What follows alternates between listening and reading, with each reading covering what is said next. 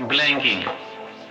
Blanking जो प्रक्रिया होती है, इसके अंतर्गत सीट के बड़े टुकड़े में से एक छोटा टुकड़ा काटकर निकाला जाता है। जो हमारा निकाला गया टुकड़ा होता है वो हमारा यूजफुल टुकड़ा यानी कि प्रयोग किए जाने वाला टुकड़ा होता है। बाकी जो हमारी सीट बच जाती है वो हमारी स्क्रैप होती है। इस प्रक्रिया को हम ब्लैंकिंग कहते हैं। जैसा कि आप यहाँ देख सकते हैं, यहाँ पे एक सीट का स्टॉक है। इसमें से हम जो है यहाँ पे ये वाले ब्लैंक जो है काट के निकाल लिए हैं, तो ये वाला पार्ट हमारा स्क्रैप हो जाता है और ये वाला जो है हमारा यूजफुल पार्ट है। इस प्रक्रिया को हम ब्लैंकिंग कहते हैं। सीट मेटल प्रक्रिया की अगली प्रक्रिया है पंचिंग या पियर्सिंग। पंचिंग या पियर्सिंग प्रक्रिया जो है ब्लैंकिंग प्रक्रिया का अपोजिट होती है यानी उल्टा होती है। इसमें क्या करते हैं, सीट के बड़े टुकड़े में से एक छोटा टुकड़ा हम काट के निकालते हैं। जैसा कि आप यहाँ चित्र में देख सकते हैं, ये हमारी सीट है, इसमें से ये वाला टुकड़ा हम काट के निकाल दिए हैं। तो जो टुकड़ा हम निकालते हैं वो हमारा स्क्रैप होता है। ये हमारा टुकड़ा स्क्रैप है और ये वाला टुकड़ा हमारा यूजफुल पार्ट है बचा हुआ। इसी को हम पंचिंग या पियर्सिंग कहते हैं। सीट मेटल प्रक्रियाओं में अगली प्रक्रिया है बेंडिंग। बेंडिंग यानी कि मोड़ना। इस प्रक्रिया के अंतर्गत सीट को विभिन्न कोणों में मोड़ा जाता है, जैसे कि बी बेंडिंग और किनारों पर मोड़ना। यहाँ पे आप बी बेंडिंग देख सकते हैं और यहाँ पे सीट को किनारे पर मोड़ा जा रहा है। सीट मेटल प्रक्रिया में अगली प्रक्रिया है सीविंग।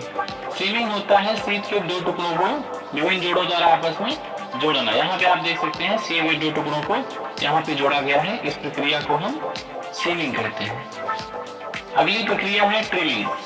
ट्रिमिंग होता है पार्ट से एक्स्ट्रा धातु को हटाना। जैसे कि ये वाला पार्ट बना रहे हैं हम, तो यहाँ पे ये वाली जो एक्स्ट्रा धातु है उसको हटा देते हैं। इस प्रक्रिया को हम ट्रिमिंग कहते हैं। अगली प्रक्रिया है नॉचिंग। सीट के किनारों पर नॉच का निर्माण करना नॉचिंग कहलाता है। नॉच का निर्माण हम इसलिए करते हैं ताकि उसमें विभिन्न प्रकार के शेप बना सकें आसानी से और उसमें कोई ओवरलैपिंग ना हो। जैसे हमें बॉक्स का निर्माण करना है तो उसके लिए हम बी नॉच का निर्माण करते हैं। अब बी नॉच का निर्माण करेंगे तो जब हम इसको फोल्ड करेंगे तो आपस में आसानी से फिट हो जाएंगे। इस प्रक्रिया को हम नॉचिंग कहते हैं। यहाँ पे विभिन्न प्रकार के नॉच जो है सीट में बने हुए दिखाए गए हैं। अगली प्रक्रिया है परफोरेटिंग। परफोरेटिंग होता है एक ही प्रक्रिया में अगर सीट को बहुत सारे हम छिद्र बनाते हैं, जैसा यहाँ आप देख सकते हैं, तो इस प्रक्रिया को परफोरेटिंग कहते हैं। सीट मेटल की अगली प्रक्रिया है कट ऑफ। कट ऑफ में सीट से बिना स्क्रैप किए धातु को काटते हैं, जैसा कि आप यहाँ चित्र में देख सकते हैं। एम्बोजिंग। एम्बोजिंग प्रक्रिया होती है पंच और डाई की सहायता से धातु में विशेष आकार बनाया जाता है। नॉर्मली जो हमारे फ्लोर होते हैं वर्कशॉप में, वहां पे इस तरह के ट्रेंच जो हमें मिलते हैं, ये एम्बोजिंग प्रक्रिया के अंतर्गत बनाए जाते हैं। अगली हमारी प्रक्रिया है कॉइनिंग। कॉइनिंग प्रक्रिया एम्बोजिंग प्रक्रिया की तरह होती है। इसमें सीट के दोनों तरफ अलग अलग या एक ही आकार बनाया जाता है, लेकिन इसमें जो इंप्रेशन आता है वो सीट के दोनों तरफ आता है, जैसा कि आप यहाँ पे देख सकते हैं। सीट मेटल की अगली प्रक्रिया है डीप ड्राइंग। डीप ड्राइंग में सीट को इच्छित आकार में खींचा जाता है, यानी कि ड्रॉ किया जाता है। इसमें टूल की सहायता से हमारा डाई में सीट को नीचे ढकेला जाता है, जैसा कि आप यहाँ चित्र में देख सकते हैं। इस प्रक्रिया को हम डीप ड्राइंग कहते हैं। अगली प्रक्रिया है स्ट्रेच फॉर्मिंग। स्ट्रेच फॉर्मिंग में डाई के ऊपर पार्ट को मोड़कर एक आकार दिया जाता है। इस प्रक्रिया को स्ट्रेच फॉर्मिंग कहते हैं। जैसा कि आप यहाँ देख सकते हैं, डाई के ऊपर पार्ट को रखा गया है और इस प्रक्रिया में उसको मोड़ के एक आकार दिया जाता है। अगली प्रक्रिया है रोल फॉर्मिंग। रोल फॉर्मिंग बड़े पार्टों की फॉर्मिंग में उपयोगी होती है। इसके अंतर्गत सीट के ऊपर बहुत सारे रोलर लगा दिए जाते हैं, जिनके बीच से सीट को गुजारा जाता है। जब हमें इच्छित क्रॉस सेक्शन प्राप्त हो जाता है तो हम एक प्रक्रिया बंद कर देते हैं। इस प्रक्रिया को हम कहते हैं रोल फॉर्मिंग। अगली हमारी प्रक्रिया है वायरिंग। वायरिंग के अंतर्गत सीट के अंदर तार डालकर ऊपर से सीट को मोड़ा जाता है, जैसा कि आप यहाँ देख सकते हैं।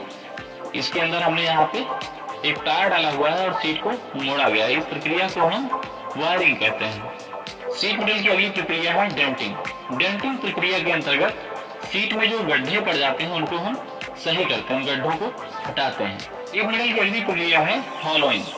हॉलोइंग प्रक्रिया के अंतर्गत धातु को हथौड़े द्वारा पीठ पर खोखला आकार दिया जाता है, जैसा कि आप यहाँ चित्र में देख सकते हैं। अगली हमारी प्रक्रिया है प्लेनिशिंग। प्लेनिशिंग प्रक्रिया के अंतर्गत जब हम धात की सतह पे काम करते हैं तो वहां पे हैमर के या माइलेट के चिन्ह पड़ जाते हैं। उन्हीं चिन्हों को साफ करने को प्लेनिशिंग कहा जाता है। इस प्रक्रिया में आप देख सकते हैं। अगली हमारी प्रक्रिया है स्ट्रेटनिंग। स्ट्रेटनिंग प्रक्रिया के अंतर्गत टेढ़ी मेढ़ी सीटों को सीधा किया जाता है। जैसे सीट मेटल की अगली प्रक्रिया है बरिंग। इस प्रक्रिया के अंतर्गत डिब्बों के ढक्कन या पेंदे को थोड़ा समकोण पे उठाया जाता है। यानी कि जैसे यहाँ पे एक जो है हमारा पे पार्ट है, इसको हमने जो है 90 डिग्री को उठाया है, तो इस प्रक्रिया को हम बरिंग कहते हैं। सीट मेटल की अगली प्रक्रिया है रिवेटिंग। रिवेटिंग के द्वारा दो सीट को आपस में जोड़ा जाता है। जैसा कि आप यहाँ पे देख सकते हैं, यहाँ पे ये रिवेट्स लगे हुए हैं। इन रिवेट्स की सहायता से सीट के टुकड़ों को आपस में जोड़ा गया है। सीट मेटल की अगली प्रक्रिया है ड्राइंग। ड्राइंग प्रक्रिया के अंतर्गत सीट को डाई पंच की सहायता से अलग अलग आकार प्रदान किया जाता है। जैसे कि ग्लास, कटोरी आदि आकार इसी प्रक्रिया के अंतर्गत बनाए जाते हैं। ड्राइंग प्रक्रिया के अंतर्गत ब्लैंक को पंच और डाई के बीच में रखा जाता है। उसके बाद पंच को प्रेस किया जाता है और यह जो है मुड़ जाती है और ग्लास, कटोरी जो भी डाई के अंतर्गत शेप बना होता है वही शेप इसको मिल जाता है। इस प्रक्रिया को हम ड्राइंग कहते हैं।